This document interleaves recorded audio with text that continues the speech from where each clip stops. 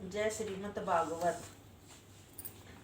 तदुपरांत उन्होंने इस लोक कल्याण के हेतु संसार में प्रकट किया। श्री सूत के मुख से यह इतिहास सुनकर शौनकादि ऋषियों ने धन्य धन्य शब्द का उच्चारण किया। तदुपरांत एक दिन प्रातः नित्य स्नान पूजा आदि से निवृत्त होकर श्री सूत जी को आदर पूर्वक अपने बीच में बैठाकर इस प्रकार का, हे भगवान, आप संपूर्ण वेद एवं पुराणों के ज्ञाता हैं, अतः आप हम लोगों को अपना शिष्य समझकर संसार के संपूर्ण जीवों को भव सागर से पार करने वाला संपूर्ण पुराण वेद तथा शास्त्रों का जो तत्व है उसका वर्णन कीजिए, जिससे हम लोग भी थोड़े परिश्रम द्वारा अधिक फल को प्राप्त करके मुक्ति के अधिकारी बन सके।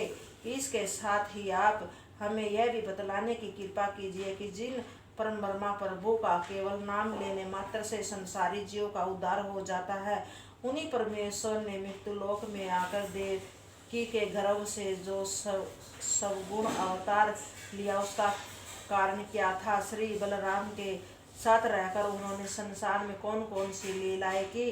जिस समय वे वैकुंठ को पधारे उस समय वे धर्म को किसके हाथों में सौंप गए, इन सब बातों का भी वर्णन करने की कृपा करें, क्योंकि परम ब्रह्मा परमेश्वर की लीलाएं चरित्रों को कहने सुनने से प्राणी 84 लाख योनियों के अवगम से छुटकारा पाकर मुक्ति प्राप्त करता है।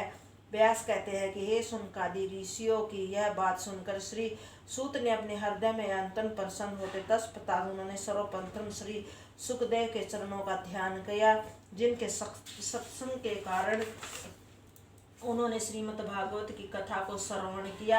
इसके बाद उन्होंने अपने गुरु श्री वेदव्यास के चरण कमलों में मन दंडवत कर भगवान श्याम सुंदर की चतुर्भुज मूर्ति को प्रणाम किया। इसके पश्चात वे शौनकादि 88,000 सहस्त्र ऋषियों को संबोधित करते हुए कहने लगे, हे ऋषियों, अब मैं आपको श्रीमद् भागवत की कथा सुनाता हूँ। इसके परम प्रभु श्री श्याम सुंदर की विविध लीलाओं का पवित्र वर्णन है। आप लोग ध्यान पूर्वक इस कथा का श्रवण करें। सूत जी बोले, हे ऋषियों, मैं हामन श्री सुखदेव से सेवक में यज्ञोपवीत संस्कार के पूर्व ही हैं। इस संसार को स्वपंत मिथ्या मानकर तपस्या करने के लिए निमित्त घर छोड़कर वन के लिए चल दिए। उन्होंने अपने मन में यह विचार किया कि यहाँ रहने से सब लोग मिलकर मेरा विवाह कर देंगे। उस स्थिति में संसारी मोह माया से छुटकारा नहीं पा सकूंगा, तब मुझे अभी से वन में जाकर हरि भजन करना श्रेष्ठ है। जिस समय सुखदेव ने पिता वेदव्यास ने अपने पुत्र का यह हाल देखा तो उन्हें घर लौटा लाने के लिए पीछे पीछे दौड़ पड़े तथा सुखदेव को पुकार कर कहने लगे, हे पुत्र, तुम हम लोगों को इस प्रकार छोड़कर कहाँ चले जा रहे हो? कुछ देर ठहर, हमारी बात तो सुनो। परंतु सुखदेव संसारिक से इसे विरक्त हो चुके थे कि उन्होंने अपने पिता वेदव्यास को उत्तर देना भी उचित नहीं समझा। वे निरंतर आगे बढ़े गए तथा मन में यह विचार करते रहे कि देखो, वृद्ध अवस्था प्राप्त होने पर भी मेरे पिता इस संसारिक मोह माया में किस प्रकार विलिपित है।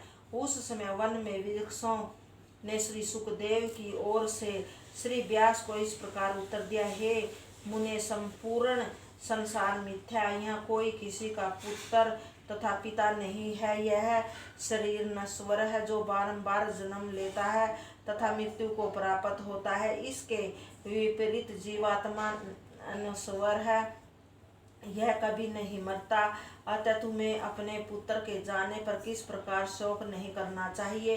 वृक्षों की यह बात सुनकर व्यास को संतोष प्राप्त हुआ। तब वे धैर्य धारण करके आश्रम को लौट आए। इसी समय सुखदेव वन में जा रहे थे। उसी समय मार्ग में कुछ देव स्त्रियां एक तालाब के किनारे पर स्नान कर रही थी। उसी समय सुखदेव उनके पास होकर निकले। उसी समय उन्होंने कोई पर्दा नहीं किया तथा वे निश्चित भाव से स्नान कर रही थी। परंतु कुछ देर बाद उनके पीछे जब वृद्ध व्यास जी उस स्थान पर पहुँचे तो उन स्त्रियों ने लज्जित होकर अपने वस्त्रों से अपना शरीर ढक लिया। यह देखकर व्यास ने अपने मन में विचार किया कि देखो, इस समय मेरा युवा पुत्र सुखदेव इन स्त्रियों के सामने से निकला उस समय तो यह स्नान करती रही, परंतु जब मैं उनकी आंखों से कम दिखाई देता, जिसे मेरे को अपनी आंखों से कम दिखाई देता, उनके सामने आया तो मुझे देखकर वस्त्र पहन रही, इसका क्या कारण है। इससे समय वेदव्यास अपने मन में इस प्रकार विचार कर रहे थे। उसी समय देवगन्याओं ने अपनी शक्ति द्वारा उनके मन की बात जान ली। उन्होंने व्यास को संबोधित करते हुए इस प्रकार कहा कि हे महामुने, आपको मन का संख्या दूर कीजिए। आपके पुत्र सुखदेव परमहंस हैं, उन्हें स्त्री पुरुष में किसी प्रकार का भेद नहीं है। यही कारण है कि उन्हें देखकर हमें कोई लज्जा नहीं की थी, परंतु आप इस भेद में भली भांति परिचित है, इसलिए हमें आपको देखकर लज्जित होकर अपने वस्त्र ढक लिए हैं। इन स्त्रियों के मुंह से यह शब्द सुनकर व्यास जी अपने आश्रम को लौट आए।